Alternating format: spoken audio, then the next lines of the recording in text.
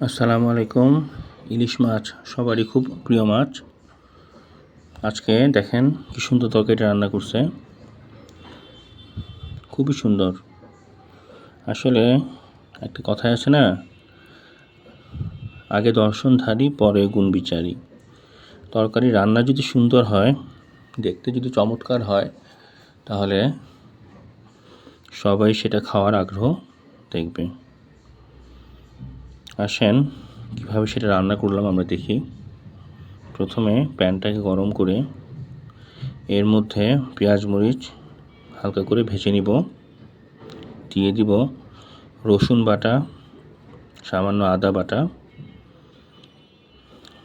স্বাদ মতো লবণ, হলুদ আর মরিচের গুঁড়া দিয়ে মশলাটাকে কষাতে হবে। তেলটা ওঠা পর্যন্ত ওয়েট করতে হবে। তেলটা উঠে গেলে আপনার মশলা এখন রান্নার জন্য রেডি। মশলা গন্ধ চলে গেছে। তারপর এর মধ্যে একটু পানি দিয়ে ইলিশ মাছটা দিয়ে দিব।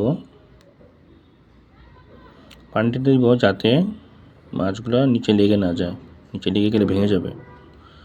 আর দিয়ে দিব টমেটো। টমেটো দিলে স্বাদও যেমন বাড়ে, কালারটাও টকটকা লাল হয়। দেখেন কি সুন্দর হয়েছে।